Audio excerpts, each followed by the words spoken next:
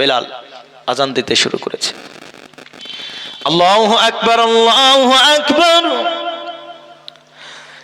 আল্লাহু আকবার, আল্লাহু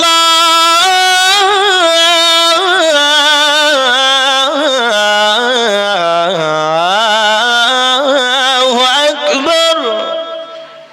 যেটা বলতেছিলাম আমি নামাজের পূর্বে, সকলের মনে আছে কিনা জানি না, তবে মনে থাকলে ভালো, না থাকলে তো সর্বনাশ নাকি। হ্যাঁ, তো বেলাল রাদিয়াল্লাহু তাআলা আনহুকে উমাইয়া কষ্ট দিচ্ছিল, মনে আছে তো? এই কষ্টের কথা রাসূল সাল্লাল্লাহু আলাইহি ওয়াসাল্লামের কাছ পর্যন্ত পৌঁছালো।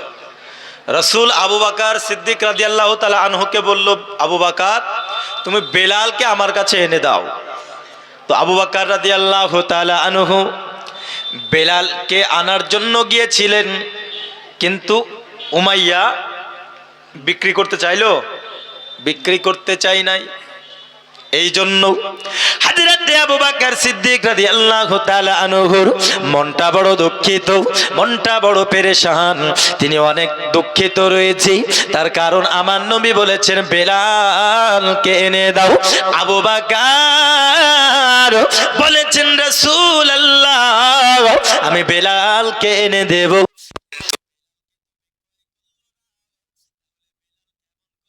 হবে বেলাল কেমন করে আজাদি পাবে, বেলালকে কেমন করে ছাড়িয়ে নেবে, বেলালকে কেমন করে উমাইয়ার কষ্ট থেকে মুক্ত দেবে।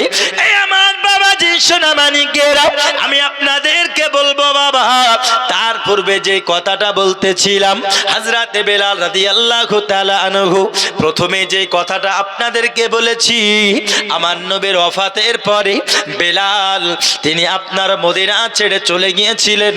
স্বপ্নে আমার নবীজি বেলালকে ডাক দিয়া কয়, বেলাল তুমি কি আমার সঙ্গে দেখা করতে আসবে না? তুমি কি আমার সঙ্গে দিদার করতে আসবেন না? বেলাল তোমার কি আমার জন্য মন খারাপ করে নাও? বেলাল মদিনার সারে জমিনে যে যায় বলুক না কেন আমার নবী কোথায়, একমাত্র নবীর কথা তিনার ব্রেনে আসতেছে। তার কারণ নবীর জন্য উমাইয়ার কাছে বেলাল কত কষ্ট না সহ্য করেছে, কত আঘাত না সহ্য করেছে, তবুও বেলাল নবী ভুলে নাই। জোরে বলুন সুবহানাল্লাহ। বেলাল রাদিয়াল্লাহু তাআলা আনহুকে মদিনার সাহাবারা যখন দেখলো বেলাল দীর্ঘদিন পরে এসেছেন, বেলাল অনেক দিন হয়ে গেল, বেলাল তোমার মুখের মধুর আওয়াজ আমি শুনতে পারি না। ও বেলাল তোমার মুখের মধুর কণ্ঠের আজান আমরা অনেক দিন শুনে নাই। যেই দিন থেকে নবী ওফাত হয়েছে, যেই দিন থেকে নবী পর্দা নিয়েছে, বেলাল গো সেই দিন থেকে তুমি আর কোনোদিন আজান দাও নাই। বেলাল আমরা বড় আশাবাদী হয়ে আছি, বেলাল তুমি একটু আজান দাও না কেন? আমরা সকলেই শুনতে বড় রাজি, আমরা সকলেই শুনতে বড় ইচ্ছুক।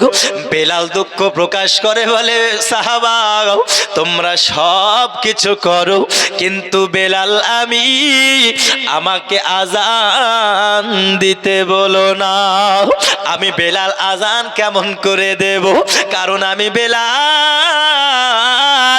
পৃথিবীর জমিনে আমি নবীর মুহাব্বতে নবীর হুকুমে যতদিন আমি আজান দিয়েছি, আল্লাহু আকবার, আল্লাহু আকবার, আশহাদু আল্লা ইলাহা ইল্লাল্লাহ বলার পরে আমি বেলাল যখনই আশহাদু আন্না মুহাম্মাদুর রাসূলুল্লাহ বলেছিলাম, ততদিন আমার নবীকে আমি সামনে পেয়েছিলাম। কিন্তু এখন আমি আজান দেব, আমি আশহাদু আন্না মুহাম্মাদুর রাসূলুল্লাহ বলবো, আমার নবীকে তো আমি সামনে পাবো না। আমি আজান যতদিন দিয়েছিলাম আমার নবীকে আমি সামনে পেয়েছিলাম, এখন আমি কাকে দেখে আজান দেব, এখন আমি কাকে সামনে রেখে আজান দেব? আমি বেলাল এত বড় কাজ আমি করতে পারবো না। বারংবার তিনাকে রিকোয়েস্ট করে, কিন্তু বেলাল বারংবার নিষেধ করে দেয়। বারংবার তিনাকে আর রিকোয়েস্ট করে, বেলাল বারংবার তিনি রিজেক্ট করে দেয়। আমাকে তোমরা আজান দিতে বলো না, আমি বেলাল নবীর অনুপস্থিতিতে আজান দিতে পারবো না। বন্ধুরে আমার, হযরতে বেলাল দিনার বারংবার রিকোয়েস্ট ক্যান্সেল করা দেখে সমস্ত সাহাবায়ে কেরামের মধ্য থেকে একজনা উঠে বলে, রে সাহাবা মদিনার, তোমরা কেন বারংবার রিকোয়েস্ট বেলালের কাছে করতেছো? দেখতেছো বেলাল কোনো মতেই রাজি হয় না, কোনো মতেই রাজি হয় না। তবে তোমরা শোনো, একটা রাস্তা আছে, বেলাল অবশ্যই আজান দেবে। আরো জোরে হবে না সুবহানাল্লাহ? সুবহানাল্লাহ। কয়টি রাস্তা আছে? একটি রাস্তা আছে, সেই রাস্তাটি অবলম্বন করলে বেলাল অবশ্যই আজান দেবে। সে রাস্তাটি শুনবেন, সে উপায় বলছে, তোমরা যতই বেলালকে বলো না কেন, বেলাল আজান দেবে না। একটা রাস্তা আছে, তাহলে বেলাল আজান দেবে। কি? তোমার কথায় আমার কথায় বেলাল আজান দিচ্ছে না, এমন একজন ব্যক্তির কাছে যাও, আমি বলে দিচ্ছি তোমাদের, সে যদি বেলালকে আদেশ দেয়, সে যদি বেলালকে রিকোয়েস্ট করে, সে যদি বেলালকে বলে বেলালকে আজান দিতে, বেলাল না করতে পারবে না। জোরে বলুন সুবহানাল্লাহ। আরো জোরে বলুন সুবহানাল্লাহ। তো জানার ইচ্ছা আছে না নাই যে কার কথায় বেলাল আজান দেবে? জানার ইচ্ছা আছে? তো যাদের যাদের জানার ইচ্ছা আছে একটু সামনে সামনে এগিয়ে আসুন না, একটু সামনে এগিয়ে আসুন। এই তো একজনেরই জানার ইচ্ছা, বাদ বাকি আর জানার ইচ্ছা নাই, বুঝলেন? একটু সামনে সামনে এগিয়ে আসুন। সুবহানাল্লাহ ওয়ালহামদুলিল্লাহ লা ইলাহা ইল্লাল্লাহ, বলেন সুবহানাল্লাহ ওয়ালহামদুলিল্লাহ লা ইলাহা লা ইলাহা ইল্লাল্লাহ লা ইলাহা ইল্লাল্লাহ সুবহানাল্লাহ আলহামদুলিল্লাহ লা ইলাহা ইল্লাল্লাহ। সামনে আসা যাবে না, অনেক সমস্যা হয়ে গেছে। যে জায়গায় বসেছে জায়গা গরম হয়ে গেছে, এখন উঠলে সমস্যা, তাই না? আর ওঠা যাবে না, বসেছে মানে গরম হয়ে গেছে। হ্যাঁ বাবাজি, মানে সামনের কাতার তাকে পূরণ করতে হয়, তাই না গো? সামনের কাতার পূরণ না করে যদি পেছনে দাঁড়ান তাহলে হবে? নিয়মের খেলাপ, তাই না? হ্যাঁ, তো এই যে একটা জান্নাতের মজলিস, এই যে সুন্দর জায়গা, তো এই জায়গায় সামনেকার কাতার ফাঁকা আছে আর পিছনের কাতারে এসে বসে যাচ্ছে, তাহলে কি করে হবে? হ্যাঁ, একটু সামনে সামনে এসে বসুন, একটু সামনে এসে বসুন। বেলালকে বলতেছি, বেলাল বারংবার রিজেক্ট করে দেয়। একজন উঠে বলে, বেলালকে অমুক ব্যক্তির কাছ থেকে হুকুম দাও।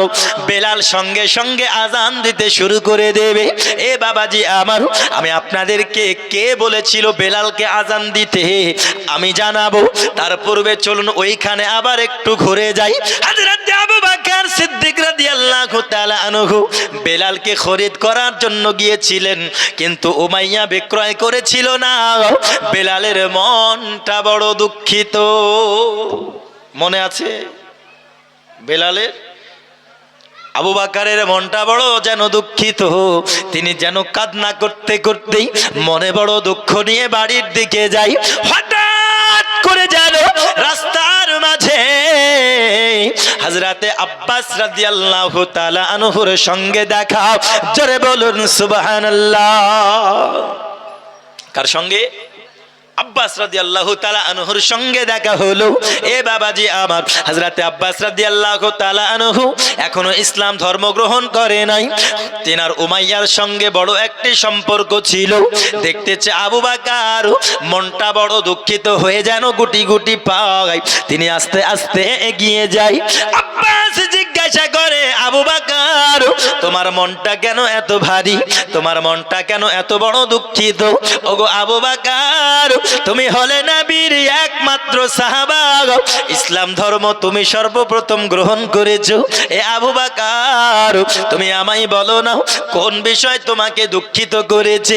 আবু বকর বলে, আব্বাস, আমার নবীজি দোজাহানের বাদশাহ সাল্লাল্লাহু আলাইহি ওয়াসাল্লাম আমি আবু বকরের কাছে বেলাল চেয়েছে, আর উমাইয়া আমি আবু বকরের কাছে বেলাল বিক্রয় করে নাই গো, যার জন্য আমি বড় দুঃখিত। কোন মুখ লইয়া নবীর কাছে যাব? আমি কোন মুখ লইয়া নবীকে উত্তর দেব? ওগো নবীজি, উমাইয়া তো আমায় বেলাল বিক্রয় করলো না, যার জন্য আমি আবু বকর বেলালকে না পাওয়ার কারণে সব থেকে বড় দুঃখিত আমি, এই জন্য আমি দুঃখিত। তো আব্বাস বলছে, আবু বকর তুমি ওয়েট করো, আমি উমাইয়ার কাছে যাচ্ছি, দেখি কোনো একটি ব্যবস্থা করা যায় কিনা। আমি উমাইয়ার কাছে যাব, একটা ব্যবস্থা করা যায় কিনা দেখি। তো উমাইয়ার কাছে গেল কে? আব্বাস, তাই না? উমাইয়ার কাছে যাওয়ার পরে বলছে, উমাইয়া শুনলাম তোমার কাছে যে গোলাম আছে বেলাল, সে নাকি ইসলাম ধর্ম গ্রহণ করেছে।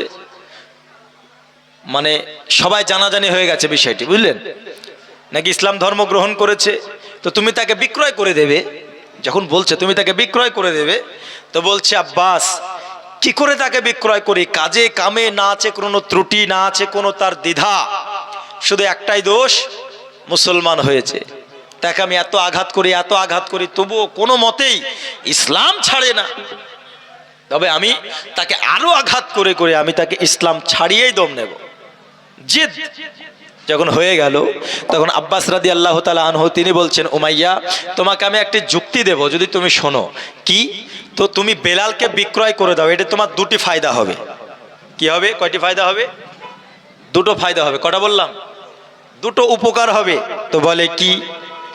বলছে, তুমি তো দেখতেছো বেলাল, তুমি কতই না আঘাত করেছো, কতই না তুমি মেরেছো, বেলাল তবু ইসলাম ছাড়ে নাই।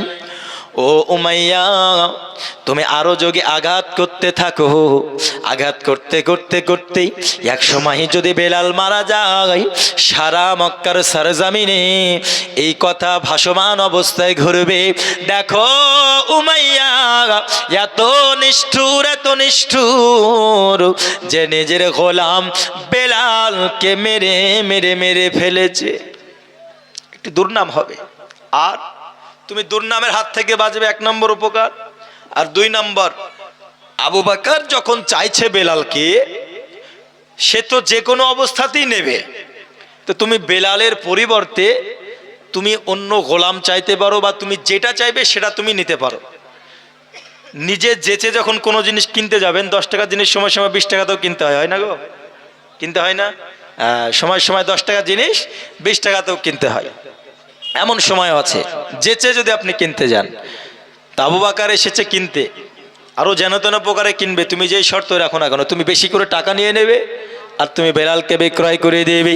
হযরতে আব্বাস রাদিয়াল্লাহু তাআলা আনহু এই যুক্তি যখন দিল, বাবা সঙ্গে সঙ্গে উমাইয়া বলতেছে, রে আব্বাস, অবশ্যই তুমি যুক্তি খারাপ দাও নাই, আমি আমার বিবির সঙ্গে যুক্তি করে তোমায় উত্তর দেব। উমাইয়া যুক্তি করার পরে সকাল বেলায় খবর পাঠিয়ে দিল আবু বকর উমাইয়া বেলাল বিক্রয় করবে, বেলাল বিক্রয় করবে। তো উমাইয়ার কাছে বেলাল আসার, হযরত আবু বকর আসার পরে বেলালকে খরিদ করে নিল। বলছে, একটি ভালো তোমায় আমায় গোলাম দিতে হবে, একটি ভালো দাস দিতে হবে, যার শক্তি থাকবে অনেক, দেখতে সুন্দর ভালো হতে হবে। আর বেলাল রাদিয়াল্লাহু তাআলা আনহু ছিল কালো, দেখতে হতে কালো, কিন্তু বাবাজি আমার মনটা অনেক ভালো। আবু বকরের কাছে একটি সাদা গোলাম ছিল, বাবা খুবই ফর্সা, দেখতে অতি সুন্দর। তিনি নিয়ে এসেছেন বাবা। উমাইয়ার কাছে দেওয়ার পরে কিছু দিরহাম পয়সা মেঙেছিল, কিছু দিরহাম পয়সা চেয়েছিল। আবু বকর দেওয়ার পরে উমাইয়ার কাছ থেকে বেলালকে নিয়ে নেয়। উমাইয়া বলতেছে, আবু বকর তুমি তো দেখছি বড্ড বড় পাগল, তুমি ফর্সা একটি গোলাম দেওয়ার পরে তুমি কালো একটি গোলাম নিলে আবু বকর, যে কিনা তোমার এত আঘাত সহ্য করে করে শরীরটা ক্ষত বিক্ষত করে ফেলেছে, কাজ করার মতো তার কোনো শক্তি নাই। কালো গোলাম তুমি নিয়েছো, ফর্সা গোলাম আমায় দিয়েছো। আবু বকর তুমি ঠকে গিয়েছো, তুমি কতই বড় না ঠকে গিয়েছো। আবু বকর বলে, উমাইয়া বেলাল যতই দেখতে কালো মনটা তার অতি ভালো, আর দেখতে মানুষ ফর্সা হওয়ার পরেও মনটা ভালো থাকে না, মনটা তার বড্ড বড় কালো হয়ে থাকে। বন্ধুরে আমার, আবু বকর বলে, উমাইয়া তুমি আমার কাছে নিরুপায় হয়ে বেলালকে দিয়েছো, আমি আবু বকর বেলাল খরিদ করে নিয়েছি। বেলাল কালো হলে কি হবে উমাইয়া, এই বেলাল নবীর পছন্দের একজন মানুষ। উমাইয়া আমি হারি নাই উমাইয়া, বরং তুমি পরাজয় স্বীকার করেছো। আবু বকর রাদিয়াল্লাহু তাআলা আনহু বেলালকে সঙ্গে লইয়া চলে গেলেন তিনার বাড়িতে। তিনি আপ্যায়ন করার পরে বেলালকে বলতেছেন, বেলাল তুমি একটু থামো, আগামীকাল সকালবেলা হবে, তোমাকে আমি সঙ্গে লইয়া নবীর দরবারে যাব। বেলাল বলতেছে, আবু বকর যে নবীকে আমি কতই না ভালোবেসেছি, যেই নবীকে আমি কতই না মোহাব্বত করেছি, যেই নবীর জন্য আমি কতই আঘাত সহ্য করেছি নিজের শরীরে, আবু বকর গো ওই নবীকে দেখানোতেই আমাকে আর তুমি দেরি করো না। ওই নবীর সঙ্গে দিদার করাতে আমি বেলালের আর তুমি দিদা করো না। আবু বকর তুমি এখনই আমার নবীর কাছে নিয়ে চলো। বেলালের শরীরে কত ক্ষত বিক্ষত শরীর শুকিয়ে কাঠ হয়ে গেছে বাবা। বেলাল আবু বকরকে বারংবার রিকোয়েস্ট করে। আবু বকর পরিশেষে বেলালকে সঙ্গে লইয়া আমার নবীর দরবারে হাজির। আমার নবীর কাছে হাজির হওয়ার পরে বলতেছে, ওগো নবীজি আপনি কেমন আছেন বলুন। সালাম দিলেন, আসসালামু আলাইকা ইয়া রাসূলুল্লাহ। নবী আমার জিজ্ঞাসা করে, বেলাল রে তুমি আমার কাছে ইসলাম ধর্ম গ্রহণ করার কারণে উমাইয়া কত কষ্ট দিয়েছে, কতই না তোমাকে মার মেরেছে, তোমার শরীরে ক্ষত বিক্ষত করে দিয়েছে। বেলাল তুমি এখন কেমন আছো বলো, তোমার শরীর কেমন আছে? তোমাকে এত আঘাত করেছে উমাইয়া, তোমার শরীর কেমন আছে একটু জানাও। বেলাল বলতেছে, নবী গো উমাইয়া আমায় কতই না আঘাত করেছে, আমার শরীরে এমন কোনো জায়গা নাই যেই জায়গাতে উমাইয়া আমায় শাসন করে নাই। নবীজি আমার শরীরের প্রত্যেকটা অঙ্গ প্রত্যঙ্গে ব্যথা, কিন্তু নবী গো আপনার নূরানি চেহারাও, আপনার মায়াবী চেহারাও, আপনার মোহাব্বতের চেহারা, আপনার নূরুন আলা নূরান চেহারাও আমি বেলাল এই দেখে নিলাম আমার শরীরের সমস্ত ব্যথা আপনার নূরানি চেহারার বদৌলতে, আপনার মোহাব্বতে দূর হয়ে গেছে। নবী গো আমার সারা শরীরের যন্ত্রণা আপনাকে যখনই দিদার করে নিয়েছি, আমি বেলালের সমস্ত যন্ত্রণা দূর হয়ে গেছে। জোরে বলুন সুবহানাল্লাহ, আরো জোরে বলুন সুবহানাল্লাহ। লোকে আমায় পাগল বলে, লোকে আমায় পাগল বলে, লোকে আমায় পাগল বলে, আমার দুঃখ লাগে না, আমাকে পাগল করেছে আরবের ওই মদিনা। জোরে বলবেন না সুবহানাল্লাহ। আমরা সবাই নবীর পাগল কি পাগল না? নবীর ভালোবাসার পাগল কি পাগল না? কারা কারা পাগল একটু হাত তুলুন তো। বলুন ইয়া রাসূলুল্লাহ, আরো জোরে ইয়া রাসূলুল্লাহ। আপনাদের আওয়াজে আপনারা বলছেন, আপনার হাত ওঠানো দেখে মনে হচ্ছে আপনারা বিশাল পাগল, নবীরই ভালোবাসা, আপনারা নবীর প্রেমিক, কিন্তু আওয়াজে আপনাদের প্রমাণ দিচ্ছে না। লোকে আমায় পাগল বলে, লোকে আমায় পাগল বলে, আমার দুঃখ লাগে না, আমাকে পাগল করেছে আরবের ওই মদিনা, আমাকে পাগল করেছে আরবের ওই মদিনা। জোরে বলুন, ওই মদিনায় আছে নামাজ জানে মুহাম্মদ রাসূল, সেই নবীকে ভালোবেসে আমি যদি করি ভুল, ওই মদিনায় আছে নামাজ জানে মুহাম্মদ রাসূল, সেই নবীকে ভালোবেসে আমি যদি করি ভুল, ভুলে ভরা জীবন হোক, ভুলে ভরা জীবন হোক, কিছু যায় আসে না, আমাকে পাগল করেছে আরবের ওই মদিনা, আমাকে পাগল করেছে আরবের ওই মদিনা।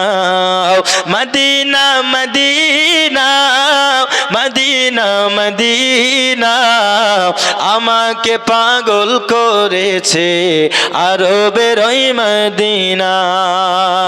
জোরে বলুন সুবহানাল্লাহ। দুনিয়ার পাগলে কি না বলে আর কি না খাই, আমি শুধু নবীর প্রতি দুরুদ পড়ে মজা পাই। আমরা দরুদ পড়ার কারণে আমাদেরকে অনেকেই বলে বেদাতি, বলে না, বলে বেদাতি, এরা গুনাহ করে ফেললো, এরা শিরিক করে ফেললো, বেদাত করে ফেললো। হ্যাঁ, তা আমরা একটা কথা মনে রাখতে হবে, পাগলে কিনা বলে ছাগলে কিনা খায়। শুনেননি কথা আপনারা, শুনেছেন? হ্যাঁ, তো নবীর প্রতি দরুদ পড়া হলো আল্লাহর সুন্নাত। জোরে বলুন সুবহানাল্লাহ। তো কবি বলছেন, দুনিয়ার পাগলে কিনা বলে আর কিনা খাই, আমি শুধু নবীর সালাম দুরুদ পড়ি মজা পাই। যার প্রেমেতে কুল কায়নাত, যার প্রেমেতে কুল কায়নাত হয়ে গেল দিওয়ানা, আমাকে পাগল করেছে আরবের ওই মদিনা, আমাকে পাগল করেছে আরবের ওই মদিনা। আলাইহি ওয়াসাল্লাম বেলাল এমন করে আবু বকরের মাধ্যমে আজাদ হয়ে গেল। এ আমার বাবা হযরত ওই বেলাল রাদিয়াল্লাহু তাআলা আনহু মদিনার সরজমিনে যখন তিনি কোন রকমেই আজান দিতে চান না, তখন সবাই মিলে বলে, তুমি আবু বকর, তুমি বেলালকে এমন ব্যক্তির মাধ্যমে বলাও যেই ব্যক্তির কথা বেলাল অমান্য করতে পারবে না। মনে আছে তো? শুধু এদিক ওদিক ঘোরাচ্ছে নাকি, বলবে কি মুরবিলি এসছে, শুধু এখান থেকে ওখানে, ওখান থেকে ওখানে চলে যাচ্ছে। তবে যাই হোক, বেলালের কথাই চলছে, তাই না? হ্যাঁ, তো বেলালকে যখন বারংবার আজান দিতে বলেন, কোনো মতেই তিনি আজান দেন না। তো সবাই মিলে বলছে, যাও হুসাইনের কাছে চলে যাও। জোরে বলুন সুবহানাল্লাহ। নবীর নওয়াসা, যেই নওয়াসাকে রাসূল সাল্লাল্লাহু আলাইহি ওয়াসাল্লাম অত্যন্ত ভালোবেসেছেন, মোহাব্বত করেছেন, হুসাইন রাদিয়াল্লাহু তাআলা আনহুর কাছে তোমরা যাও। নবীর নাতে হুসাইন যদি বেলালকে আজান দিতে বলেন, বেলাল কখনো না করতে পারবে না। জোরে বলুন সুবহানাল্লাহ। অবশেষে হুসাইন রাদিয়াল্লাহু তাআলা আনহুর মাধ্যমে আদেশ চলে আসলো, হুকুম চলে আসলো, রিকোয়েস্ট, যে বেলাল তুমি আজানটা দিয়ে দাও, তুমি আজানটা দিয়ে দাও। বেলাল তখন চিন্তা করেছে, আল্লাহ, যে আজান আমি কোনোদিন দিতে চাইছিলাম না, কারণ আমার নবীর ভালোবাসাতেই যতদিন আমি আজান দিয়েছি আল্লাহ, ততদিন আমি আমার নবীকে সামনে পেয়েছি। আমি বেলাল আজান দেব কেমন করে, আমার নবী তো আমার আর সামনে নাই। এমত অবস্থায় নবীর নওয়াসা আমায় হুকুম দিয়েছে, আল্লাহ আমি কেমন করে অস্বীকার করতে পারি, কেমন করে অস্বীকার করতে পারি। বেলাল সবার সামনে, সবাই একদম নিঝুম হয়ে মুখাপেক্ষী হয়ে অপেক্ষা করছেন বেলাল এবার আজান দেবে। সবাই রেডি, মদিনার সরজমিনে সবাই শুনবে বেলালের আজান। আজ বেশ কিছুদিন হয়ে গেল কেউ আজান শোনে নাই। রাসূলের ওফাতের পরে বেলাল আজান কোনোদিন দেন নাই। আজকে সেই বেলাল, হাবশি বেলাল, নবীর মুয়াজ্জিন, নবীর প্রেমিক বেলাল, যার কথা আমরা শুনেছি উমাইয়ার কাছে কত কষ্ট সহ্য করেছে, যেই বেলাল নবীর প্রেমে পাগল হয়ে চলে গিয়েছিল, যেই বেলাল আবার ফিরে এসেছে, আজ বেশ কিছুদিন পরে আবার আজান দেবে। যার প্রশংসা এতদিন শুনে এসেছে আমরা, সে আমাদের সামনে আর তিনি আজান দেবেন, আমরা সবাই শুনবো। সবাই অপেক্ষায় রয়েছে। বেলাল আজান দিতে শুরু করেছে। আল্লাহু আকবার, আল্লাহু আকবার, আল্লাহু আকবার, আল্লাহু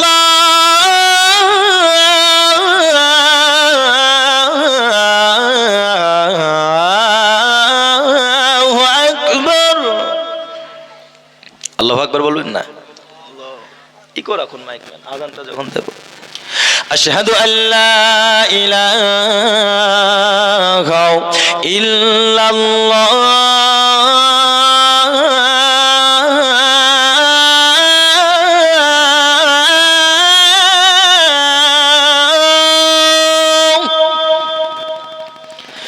আশহাদু আল্লা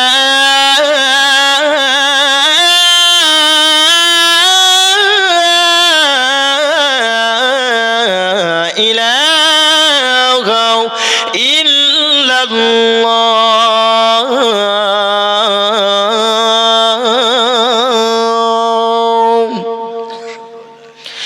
আশহাদু আন্না মুহাম্মাদার রাসূলুল্লাহ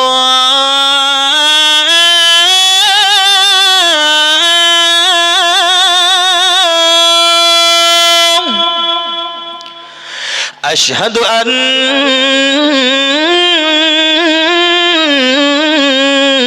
محمدًا رسول الله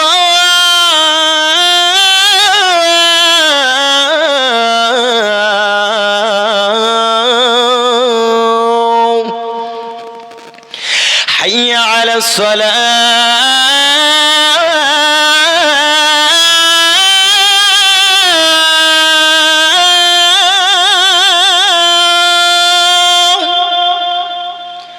حي على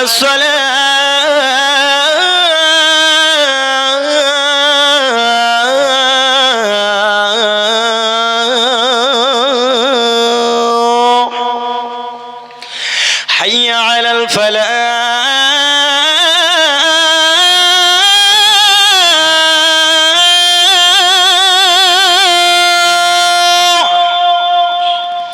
حي على الفلاح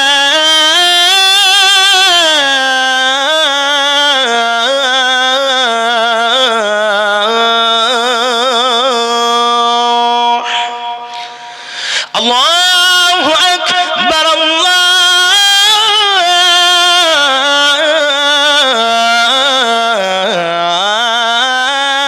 الله أكبر لا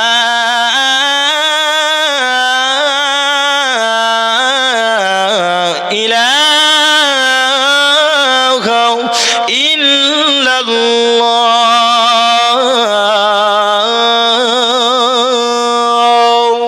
الله أكبر বেলাল আজান দিয়ে দিবেন।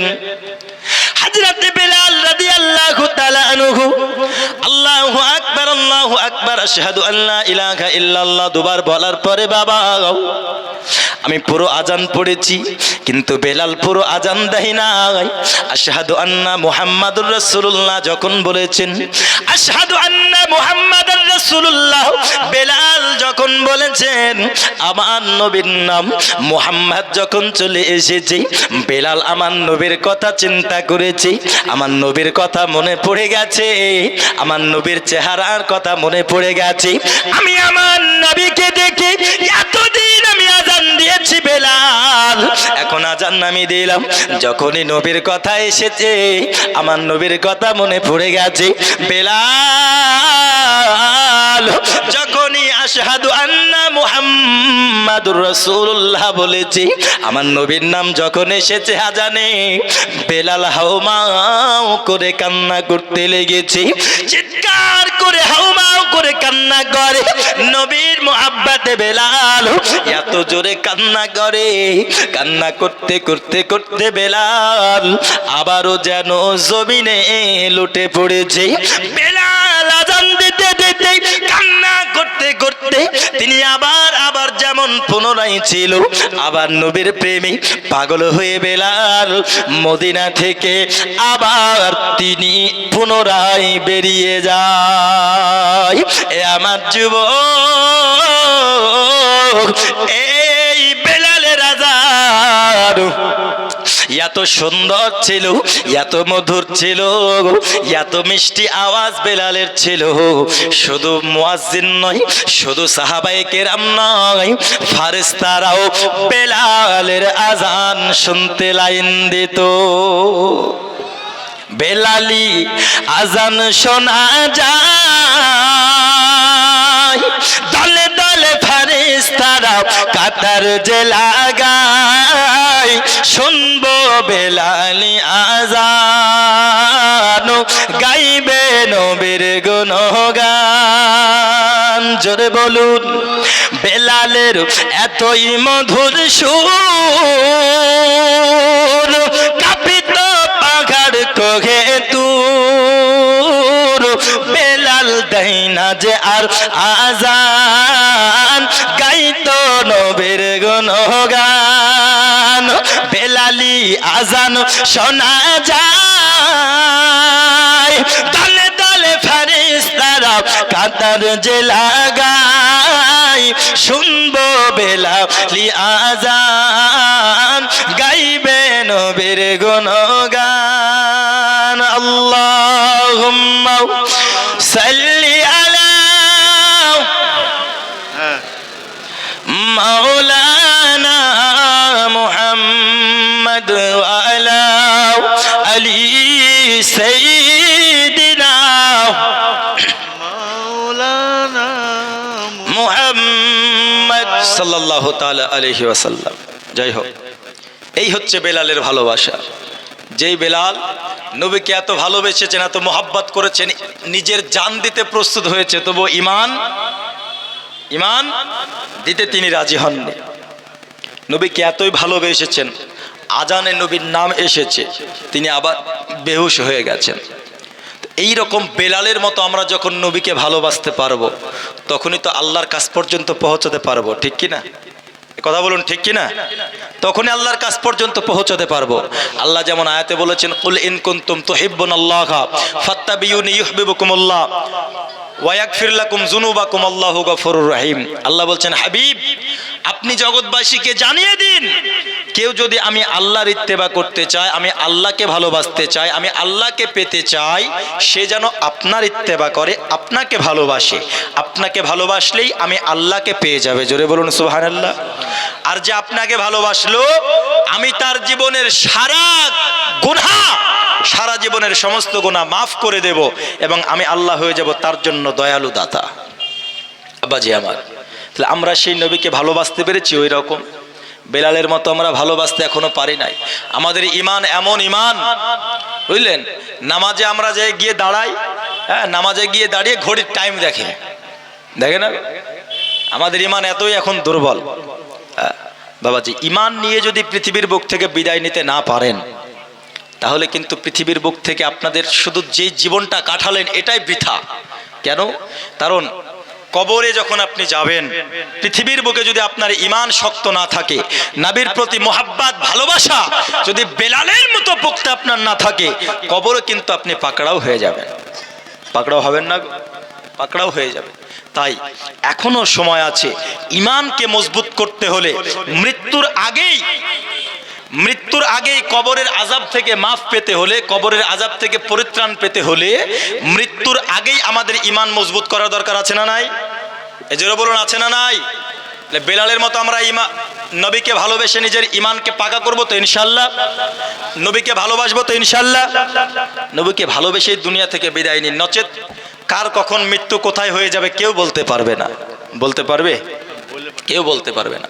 আজ 1 বছরের বয়স বলুন, 2 বছর, 3 বছর, 5 বছর, 10 বছর, কত বছরের মানুষ ইন্তেকাল করে যাচ্ছে।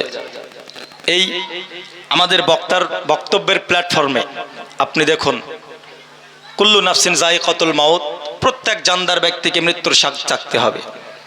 বক্তার প্ল্যাটফর্মে আপনারা হয়তো ইউটিউব ঘাটলে বুঝতে পারবেন, অলরাউন্ডার একজন বক্তা আজ বেশ কিছুদিন পূর্বে ইন্তেকাল করে গেছেন, যার নাম হচ্ছেন জাকির হোসেন চতুর্বেদী।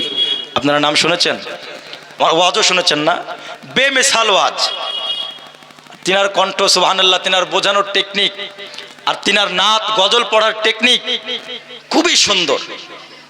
যেই তার ওয়াজ শুনতো সেই তার ফ্যান হয়ে যেত। কিন্তু দেখুন, আল্লাহ পাক আল্লাহ তাআলা যার যখন যেইখানে মৃত্যু লিখেছে, যেই সময় ইন্তেকালের সময় লিখে রেখেছেন, না 1 সেকেন্ড আগে হবে না 1 সেকেন্ড পরে হবে। ইয়া রাসূলুল্লাহ জিন্দাবাদ, জিন্দাবাদ, আল্লাহু আকবার, ইয়া রাসূলুল্লাহ জিন্দাবাদ, আল্লাহু আকবার, ইয়া রাসূলুল্লাহ। দেখুন, বক্তা সাহেব চলে এসেছেন, আমার সময় শেষ হয়ে এসেছে। যেটা বলতেছিলাম, মৃত্যুর কার কখন সময় চলে আসে কেউ বলতে পারবে না। এখনো যখন আমরা ইউটিউবে তিনার ওয়াজ শুনি, গজল শুনি, মাঝে মাঝে আসে, তখন মনে হয় না যে তিনি আমাদের মাঝ থেকে বিদায় নিয়েছে। হ্যাঁ, তিনি আমাদের মাঝ থেকে বিদায় নিয়েছে আমাদের মনে হয় না। তিনি জাকির হোসেন চতুর্বেদী খুব সুন্দর সুন্দর ভোজপুরিও নাত বলতো না? ভোজপুরি গজল শুনবেন না? আচ্ছা, তো সুবহানাল্লাহ বলবেন তো নাকি? একবার বলুন সুবহানাল্লাহ। শুধু আপনারা শুনবেন? তাহলে ওরা কানে হাত দেবে নাকি? ওরা সুবহানাল্লাহ বলছে না যে? তোরা সুবহানাল্লাহ বলুন একটু, আরো জোরে বলুন, ইয়া রাসূলুল্লাহ। বাগিয়া মে কোয়লিয়া ভোরে ভোরে मस्ती में पुकारे नबी नबी, मस्ती में पुकारे नबी नबी, मस्ती में पुकारे। নবী নবী শব্দটা বলতে পারবেন না? বলতে পারবেন? সকলে বলুন। আমি বলবো মস্তি মে পুকারে, আপনারা বলবেন নবী নবী। ঠিক আছে? আপনারা সকলে বলুন, মস্তি মে পুকারে नबी नबी, मस्ती में पुकारे नबी नबी, बगिया में कोयलिया भोरे भोरे मस्ती में पुकारे नबी नबी, सूरज बोले। अरे এত দূর থেকে সূর্য বলছে আর আপনারা এত কাছ থেকে চুপ হয়ে আছেন, একটু জোরে বলেন সুবহানাল্লাহ। सूरज बोले एक हम ही नहीं, सूरज बोले एक हम ही नहीं, कहे चांद सितारे नबी नबी, कहे चांद सितारे नबी नबी, बगिया में कोयलिया भोरे भोरे मस्ती में पुकारे नबी नबी। বাগানের মধ্যে কোয়েল পাখিরা সকাল সকাল কি করছে? নবী নবী নবী নবী করছে। আর আমরা এত রাত্রিবেলা তো নবী নবী করছে না। একটু বলুন, মস্তি মে পুকারে নবী নবী, জোরে বলুন সুবহানাল্লাহ। কে ধরती पे नबी जी आवत है, काबे को फरिश्ते सजावत है, धरती पे नबी जी आवत है, काबे को फरिश्ते सजावत है, सब हूर मलक सब हूर मलक झूमे गाए, सब हूर मलक झूमे गाए, आमिना के दुआरे नबी नबी, आमिना के दुआरे नबी नबी, सूरज बोले एक हम ही नहीं, कहे चांद सितारे नबी नबी, के पैगाम इलाही सुनावत है। जोरे बोलून सुभानाल्लाह। कि पैगाम नबी जिस पैगाम इलाही सुनावत है, कलमे का बसुरिया बजावत है। कि पैगाम इलाही सुनावत है, कलमे का बसुरिया बजावत है। यही कह के बुत गिरे मुँह के बल, यही कह के बुत गिरे मुँह के बल।